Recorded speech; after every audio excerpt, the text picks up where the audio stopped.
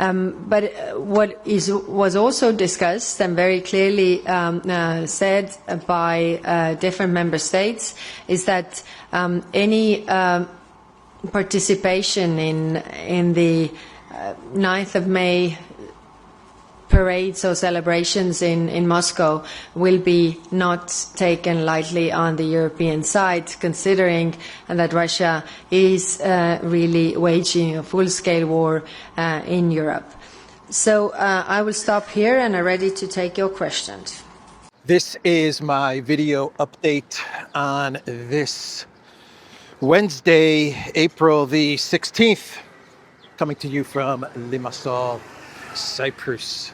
Let's talk about some news. And let's start things off with stunning and brave Kaja Kallas and her comments the other day, which I reported on, where she warned EU countries and EU candidate countries, don't you dare go to Moscow to take part in the Victory Day event. Don't you dare go to Moscow to honor the army, the brave men and women that defeated Hitler and the Nazis. Don't you dare go there to mark this very important day. That was her warning. And if you go to Russia, well, then we've got tools. If you go celebrate Victory Day, the defeat of fascism, well, then you will be punished. It is a clown world, man. It is a clown world. We went from Jungle Joseph to stunning and brave Kaja Kallas. All right, the top diplomat for the European Union. She made those comments, and obviously those comments were directed, at least when it comes to candidate countries.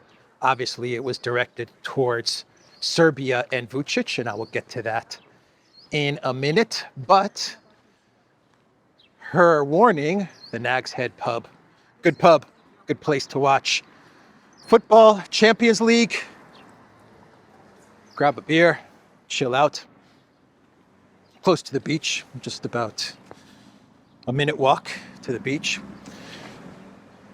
So yeah, directed at Vučić when it comes to candidate countries, Serbia and Vučić, who did say he is going to attend Victory Day, and also to leaders who have confirmed that they will be going to Moscow that are part of the European Union, EU member states. People like Fico, the Prime Minister of Slovakia, who has confirmed his attendance in Moscow on May the 9th. And Kaja Kallas and other EU officials warned Fico, don't you dare go. So we have a reply from Fico, and his reply is epic. It is epic. What was Kaja Kallas thinking? What was she thinking that a man like Fico, who was shot 5 times, survived an assassination attempt, shot in the abdomen, was going to be afraid of a Kaja Kallas warning? Is that what she actually thought was going to happen? That this man who almost died just about a year ago, that he was going to be scared of this warning from Stunning and Brave? Let me read you his reply. Let me read you what Fico said. He posted it on X, and there is an English version of what he posted. And let me put this coffee down somewhere, and I will read you his statement. think it'll hold. All right. This is long, so let's get to it. From Robert Fico, warning and threat by Ms. Kallas are disrespectful, and I strongly object to them. The EU High Representative for Foreign Affairs, Kaja Kallas, is warning EU leaders against participating in the May celebrations of Victory Day in Moscow. She claims that such participation will not be taken lightly. I will go to Moscow on May 9th. Is Ms. Kallas's warning a form of blackmail or a signal that I will be punished upon my return from Moscow? I don't know. But I do know that the year is 2025, not 1939. Ms. Kallas's warning confirms that we need a discussion within the EU about the essence of democracy, about what happened in Romania and France in connection with presidential elections, about the Maidans organized by the West in Georgia and Serbia, and how the abuse of criminal law against the opposition in Slovakia has been ignored. Ms. Kallas, I would like to inform you that I am the legitimate Prime Minister of Slovakia, a sovereign country. No one can dictate to me where I can or cannot travel. I will go to Moscow to pay tribute to the thousands of Red Army soldiers who died liberating Slovakia, as well as to the millions of other victims of Nazi terror, just as I have paid tribute to the victims of the Normandy landings or those in the Pacific, or as I plan to honor the RAF pilots. And let me remind you that I am one of the few in the EU who consistently speaks about the need for peace in Ukraine and does not support the continuation of the senseless war. Ms. Kallas's words are disrespectful, and I strongly object to them. I don't need to say anything further. I think Fico pretty much says it all in that response to stunning and brave. So let's move on now to Vučić and Serbia. So the Telegraph is reporting that EU officials did warn Vučić, don't you dare go to Moscow. If you go to Moscow, then your candidacy to enter the European Union will be in jeopardy. Is that a threat or a promise? I don't know. Really? Will Serbia's candidacy be in jeopardy if I go to Moscow? Really? I think I better go to Moscow. And then, when I return from Moscow to Belgrade, we can begin our process to enter BRICS. How's that for a plan? So look, it is a serious warning from the European Union. No doubt about it, because when you get a warning from the European Union, you're also getting a warning from NATO. And Serbia is in a tough spot, surrounded by a very hostile, aggressive NATO. So what does Vučić do? And very, very friendly to Russia, an ally of Russia, something that Serbia will never jeopardize. At least that's my belief, that they will never jeopardize their friendship with Russia. So what does Vučić do? And his government, and Vučić government, is also in trouble. So what does he do? He has to go, doesn't he? He has to go. There's no way that he would be able to not go now to the Victory Day in Moscow. Impossible. He has to go. If he decides to not go, then he will look very weak. Whatever excuse he were to make, he would look very weak. He has to tell Kaja Kallas, we're a sovereign country. We have a very long, very cherished friendship with Russia, and we are going to go to Moscow to honor all of those who defeated the Nazis. That's what he has to say. And whatever happens when he returns to Belgrade, so be it. What can you do? You have to go now to Moscow. Interestingly enough, it's the Baltic states that are actually warning Vučić. The Baltic states. Let me get to some shade because it's hot today. Let me put this coffee down again and let me read you what the Baltic states are telling Serbia. Let's see here. From the Telegraph, EU to ban Serbia president joins Putin's victory parade. Putin's victory parade, huh? From the Telegraph. The UK media, so manipulative with their articles, especially with their titles.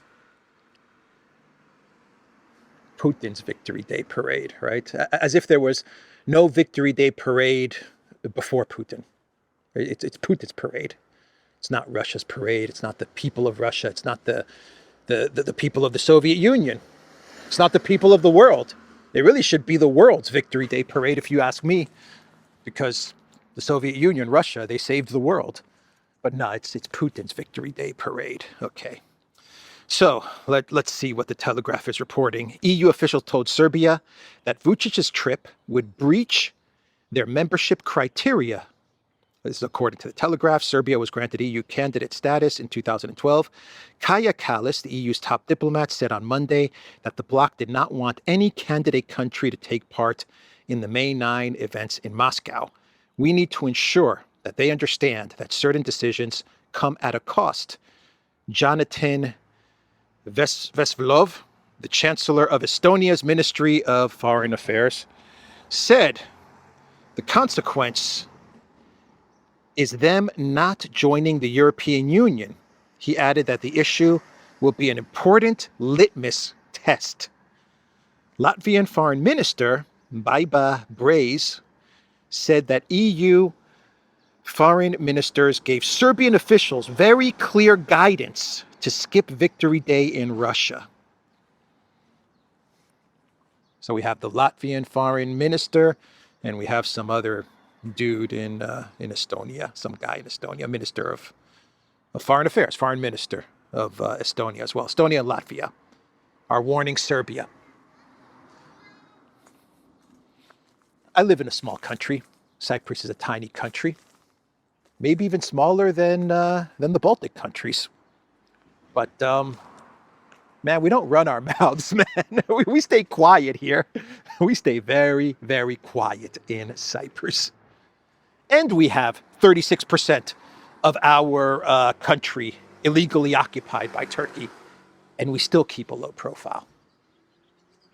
The Baltic countries, man, they really, really, the leaders of the Baltic countries, they really run their mouths. I'm telling you. You would think that Estonia and Latvia is a population of 500 million, the way they talk. Oh boy. So yeah, that's their warning to Serbia. It's a litmus test. just so we understand what the test is. Here's the test, according to the Estonian foreign minister. The test is if you go to Russia to celebrate the defeat of Hitler, then you don't get into the European Union. Is that the litmus test? Really? Okay. Okay, celebrate the defeat of the Nazis, bad. Don't celebrate the defeat of the Nazis, good.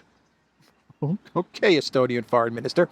So, Maria Zakharova, she commented on Kallas's threat, and she said that Euro-Nazism is being revived. This is how the fascists 80 years ago forced those they considered second-class people to renounce their homeland, ethnicity, and faith, the spokeswoman added.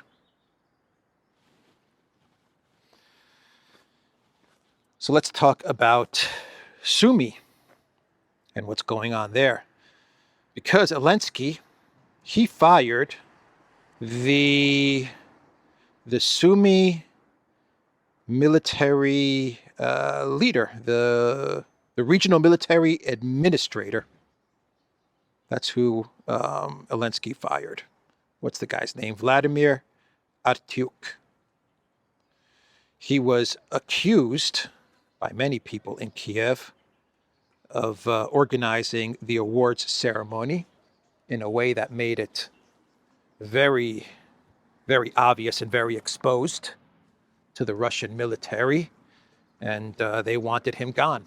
Very prominent Ukrainian parliament members and mayors of towns in Sumy, they were calling on this guy to be fired because of the way this awards ceremony was organized, and in a way you could say publicized, because even Mariana Bezuglaya published the itinerary of the event after the missile strike. She published the itinerary of this awards ceremony. And so under a lot of pressure, Elensky had to fire him. So what does that tell you about the strike in Sumy? Elensky's office announced on Tuesday that it has fired the head of Ukraine's Sumy Regional Military Administration, Vladimir Artyuk. The move follows accusations that Artyuk organized a military awards ceremony that was targeted in a Russian missile strike. So it always takes a couple of days for things to clear up, but eventually they clear up, and it looks like what Lavrov said in the interview to Kommersant has proven to be correct. That the Russian military did indeed target a military facility, in this case a military gathering, an award ceremony. It looks like that is now fact. And Zelensky had to fire the person who was in charge of this region, the military official in charge in Sumy. And an investigation, from what I understand, is still ongoing. So sticking with Sumy, Bloomberg is reporting that the G7, they wanted to put together a communique condemning Russia and condemning the missile strike. And guess what? The United States blocked this communique from the G7. Canada right now is heading up the G7, and they were looking to put together this condemnation of Russia. And according to Bloomberg, the U.S. told Canada, no, we're not going to sign up to this communique condemning Russia because we're in the process of peace negotiations. So we don't want anything to jeopardize that. Yeah, the minute something like this happens, the collective West and the media, they jump on it. They condemn, in this case, Russia. They condemn Russia for what it did. And then it always takes a couple of days for the truth, for the reality of what happened to come out. It's always the case with stuff like this. Anyway, that's the update in Sumy, and now we turn to Odessa. A lot of collective West focus on Odessa. A lot of focus on Odessa. Makes you wonder, why is the collective West all of a sudden so hyper-focused on Odessa? Because the NATO CEO, Mark Rutte, he made a surprise visit to Odessa. A surprise visit. Surprise, I'm here. And so that's Rutte, surprise, I've arrived in Odessa. And he met the Green Goblin there. And they went to a military hospital. And they were taking selfies at this military hospital. Rutte was taking selfies with soldiers who have been wounded in the conflict. And then they gave They gave some statements to the media. Rutte was asked about the U.S. peace process and if he wanted to comment on the negotiations with Russia. And Rutte said he has no comment. He said he didn't want to comment on the talks between the United States and Russia. Of course, he didn't want to comment on the talks between the United States and Russia because NATO and Mark Rutte, they have been cut out of the talks between the United States and Russia. NATO and Rutte are not participating in those talks. So what could Rutte possibly comment about? I believe he said that that NATO never promised Ukraine entry, but then he said that Ukraine is definitely on track to get into NATO. He said something along those lines. The one statement contradicted the other in a way. He said, we never promised, never promised Ukraine would enter NATO. We never said such a thing, but Ukraine is still being considered to enter NATO, something like that. Anyway, that's the CEO of NATO, Mark Rutte. Rutte, I believe in the Netherlands, they called him, or they still call him Pinocchio, is that correct? Because of all the lies that he told when he was prime minister. So he's in Odessa. He is in Odessa, meeting with Elensky. And yesterday I talked about the rumors that Macron and France, they are in Romania with NATO officials planning some sort of military action towards Odessa if the United States walks away from Ukraine and Russia continues to advance and they break through the crumbling Ukraine defense lines and they start making their way towards Odessa. The rumors are that Macron and the French military are going to try to get to Odessa before the Russian military. Those are the rumors. I can't confirm this. But now you have Rutte in Odessa. Elensky, he told the media, or he commented to the media about talks that are taking place in Turkey. Now, I don't know at what level Turkey's involved in all of this. I don't know how high up this goes. And Turkey is hosting this meeting, which has the UK, France, and Ukraine. They are at this meeting, and they're discussing the Black Sea and how to guarantee that the Black Sea is protected. So that's interesting. Whenever you're talking about the Black Sea, what city are you talking about? Of course, you're talking about Odessa. Let me see if I have a quote from Elensky. He said, military representatives from Ukraine, France, and UK and Turkey are discussing the presence of a military contingent in the Black Sea as part of those guarantees. The fact that these talks are ongoing, that we are preparing for this hopeful, soon-to-be achieved eventuality, NATO tries to steer that in the direction we think would be advisable. This is from Rutte. This is a statement from Rutte. Rutte said, okay, so that's a quote from Rutte. So Rutte is also aware of the meeting that is taking place in Turkey.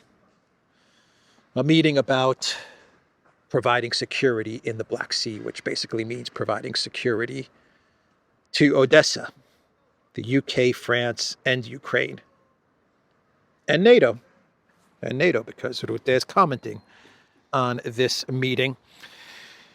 And Poland also wants to get in on the Odessa action. Now, I talked about this last week when I was in Ayanapa, about how the deputy agriculture minister of Poland, in an interview, he threw out there that, you know what, Poland should have some sort of a presence in Odessa. And the presence they should have something in the port, where then Poland can control the trade, the exports that leave Odessa, and Poland can can be in charge of this part of Odessa. And that was said by the deputy agriculture minister. I talked about that last week. Well, now you have Donald Tusk, the prime minister of Poland, uber globalist Tusk. He was giving a speech at some Euro summit, and Tusk started to talk about how Poland would absolutely support Ukraine. We're going to support Ukraine, and we've always been there for Ukraine. But he said that Poland is not naive, and they're not just going to stand by Ukraine for free. Tusk said that Poland is going to make money off of the protection, the security, the cooperation that it has with Ukraine. Poland is going to make money off of it. And then Tusk threw out there that perhaps Poland could have something in Odessa. Something that they could control at the Odessa port. And that would be one way that Poland could monetize Project Ukraine. An interesting statement from Donald Tusk. And so, let me read you what Tusk said. That's a very popular skate park in Limassol. And over here is the Limassol Del Mar. So let me read you Tusk's quote. "We will help Ukraine. Poland is in solidarity. We are a symbol of solidarity, but never again in a naive way," he said. "It won't be the case that Poland will express solidarity while others profit. For example, on the reconstruction of Ukraine, we will be in solidarity and we will make money on it." Tusk cited a potential logistics hub in the south of the country run by Polish companies as a point from which materials could be exported to Ukraine from the EU.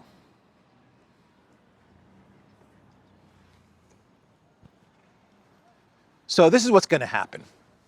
This is what's going to go down, or what could possibly go down. What the EU and the UK are thinking. If the US walks away, they believe that their final card to play in order to salvage Project Ukraine and call it some sort of a victory is to grab Odessa. It's that simple. I'm not saying they're going to do it. I'm not saying that they have the capabilities of doing it. I'm just saying that this is what they're talking about in Brussels. They're saying, look, the only way we can call this a victory, if the US walks away and as Russia continues to advance and to win, the only way we can call Project Ukraine a win is if we make a grab at Odessa. That's it. So Elensky, he was asked, with Rutte standing next to him, he was asked to comment on Witkoff and the envoys, Trump's envoys, negotiations with Russia, which, according to Witkoff, are moving in a positive direction. And Elensky, he lashed out at Witkoff. Trump's very good friend, his envoy to the Middle East, his envoy to Iran, his envoy to Israel and Gaza, his envoy to Ukraine. Witkoff is doing a lot of work. He is doing a lot of work. But anyway, this is Trump's trusted envoy, his trusted friend, and Zelensky lashed out at him. Basically, Zelensky said, "Who is Witkoff to talk about Ukraine and about the territories? Zaporozhye, Kherson, Lugansk, Donetsk."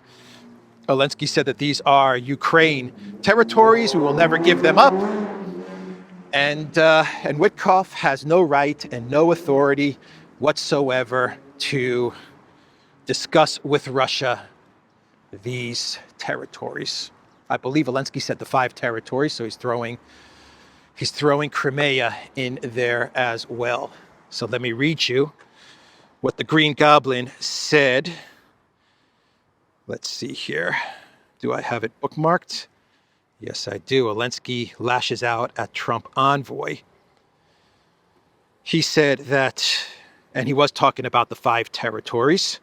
Elensky in his comment, he's talking about the 5 territories, and he said Ukraine is a sovereign state, and all territories belong to the unitary state of Ukraine, and therefore only the people of Ukraine can speak about the territories of our state. Elensky replied, recognizing any formerly Ukrainian regions as belonging to Russia is another red line for Kiev. He added, therefore the representative you mentioned is discussing issues outside his competence. He is discussing issues outside his competence. This is not the first time that Elensky has lashed out at Witkoff. He also commented very negatively about Witkov about a month ago. He said that Witkov was a Kremlin stooge, or he was parroting Kremlin narratives. He said that about two to 4 weeks ago. He made a similar comment. So this is the second time that he's lashing out at Witkov. The representative you mentioned, he doesn't even say his name. The representative you mentioned is discussing issues outside his competence. Yeah, he called Witkov just a real estate agent like 2-3 weeks ago. Who is this real estate agent conducting diplomacy? Who is this real estate guy conducting diplomacy? Maybe I give him a call, Podolyak? Maybe he has some apartments to sell to me in New York City. Anyway, that was Zelensky lashing out at Witkov. He lashed out at J.D. Vance during the 60 Minutes interview. Yeah, he lashed out at Vance. He didn't say Vance by name, but he said that there are people in the Trump administration who are also parroting Kremlin narratives and Kremlin disinformation. And obviously, he was talking about Vance because 60 Minutes also brought up the argument at the White House, and they were blaming Vance.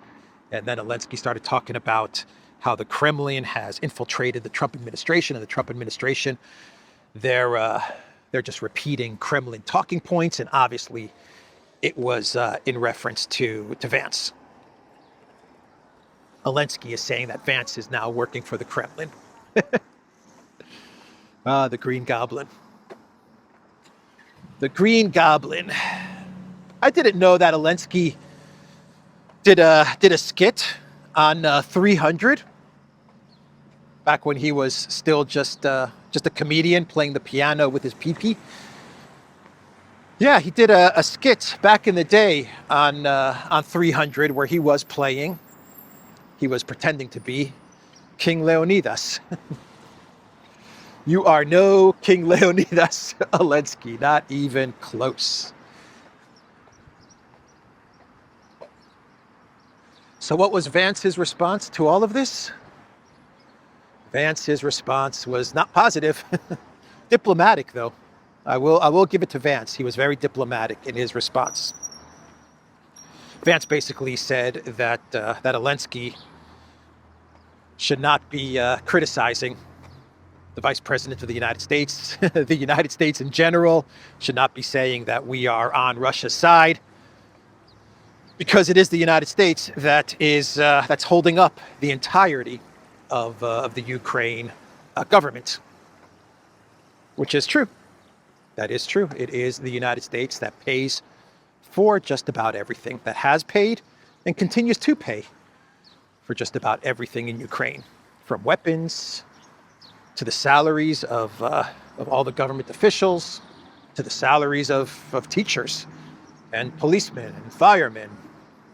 That's all being paid for by the United States. And while it is very much a U.S. war against Russia, Ukraine being the proxy, Vance is correct that the United States could, if it wants to, stop waging a conflict against Russia and just call it a day and pull out its support, and with it, its money.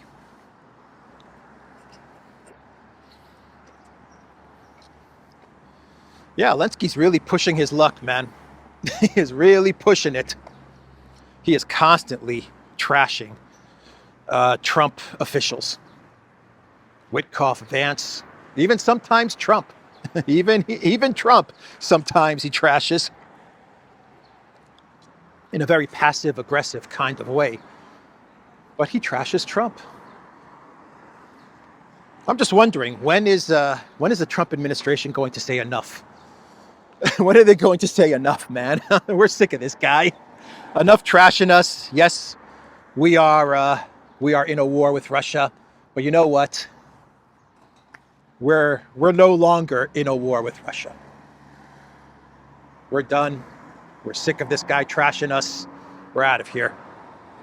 I wonder when they're going to say that. And then what is Zelensky going to do? He thinks that the Europeans are going to save him. He's very, very mistaken. Anyway, that's the whole drama around the Green Goblin. How we doing on time? Yeah, we got to wrap this video up. Let's wrap this thing up. A tariff update. We are getting reports that China is blocking Boeing. China orders its airlines to dump Boeing, according to Bloomberg. China's top 3 airlines, Air China, China Eastern Airlines, and China Southern Airlines, had plans to receive 45, 53, and 81 planes from the U.S. aerospace giant, respectively, over the next 2 years, according to Reuters. China is one of the biggest markets for aircraft and has in the past accounted for up to a quarter of Boeing's output. U.S. President Trump seemingly slammed the decision in a Truth Social post on Tuesday. Beijing just reneged on the big Boeing deal, saying that they will not take possession of fully committed to aircraft, the president wrote. Yeah, this is going to hurt Boeing. Boeing was already hurting from all of the, I guess you could say, the scandals, everything that was happening around their airlines. Doors opening, fire exits, exit doors opening, and stuff like that. So Boeing was already in a bit of trouble, but this is going to hurt them a lot. China's a huge market for Boeing. Anyway, I know a market that the U.S. can try to reopen. It's not the size of China, not even close to the size of China. But I do know a market that Boeing used to have a presence in, and then it was cut off, and perhaps Trump can reopen that market, Russia. But we'll see. We are also getting reports that the U.S., according to Israeli media, the U.S. is going to leave Syria in about 2 months. This is coming from Ynet, which is a reliable media source in Israel. So for them to be reporting this means that it's probably true. They do have good sources, from what I understand, in the Israeli government. So they're saying that the U.S. has told Israel that it's going to begin withdrawing troops from Syria within 2 months. Israel's trying to convince the United States not to pull out of Syria, because the claim is from Israel, the claim is that if the United States pulls out of Syria, then that places Israel in direct confrontation with Turkey, because you're not going to have the U.S. presence there to prevent some sort of a direct smash between Israel and Turkey in Syria. So that is the report coming out of Ynet. And let's do a clown world, and we can wrap this video up. And the clown world is courtesy of Germany, from the publication Zeit Online, which interviewed Ursula von der Leyen. And the title of their interview is "We Have No Bros and No Oligarchs." I'm not making this up. That is the actual title of the interview with von der Leyen. We have no bros and no oligarchs. We don't have any oligarchs in the EU, because the EU officials, we are the oligarchs. I'm the oligarch. Ursula, I'm the oligarch. Kallas, she's the oligarch. We don't have any other oligarchs. We're the oligarchs. We're the bros. We're the bros. Anyway, that's the title of Zeit Online. And let me just read you 2 questions from this article. They threw a bunch of questions at Ursula. And basically, Ursula is Well, she's delusional. She actually thinks that she's doing a good job. And Zeit online is actually presenting Ursula as doing a good job. When you read the interview, you understand that Ursula actually believes that she is doing an awesome job as commissioner of the European Union. She says everyone is calling the EU since Trump launched the Liberation Day.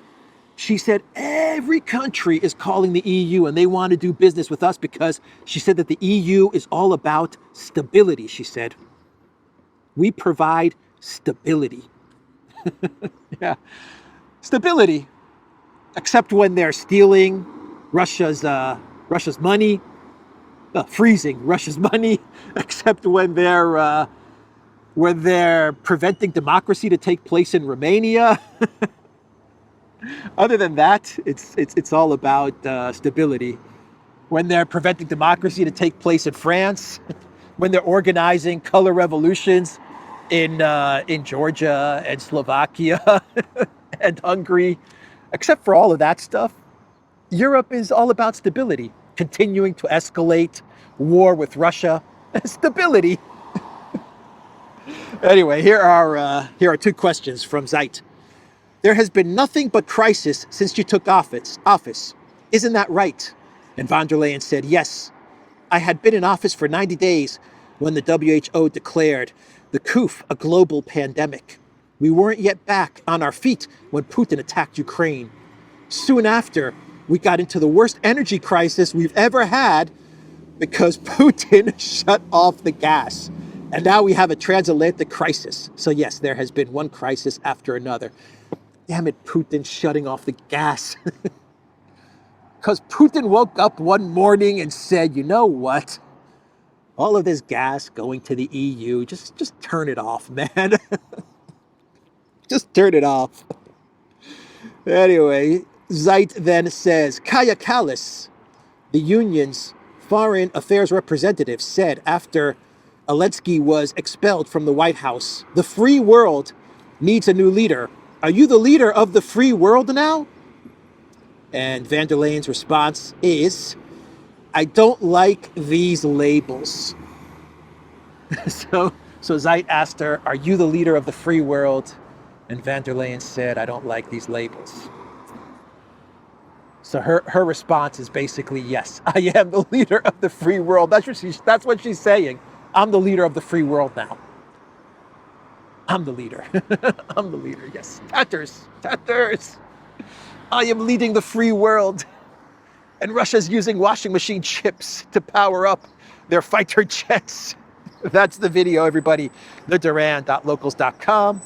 We are on Rumble, ODYSEE, Telegram, and all kinds of other platforms.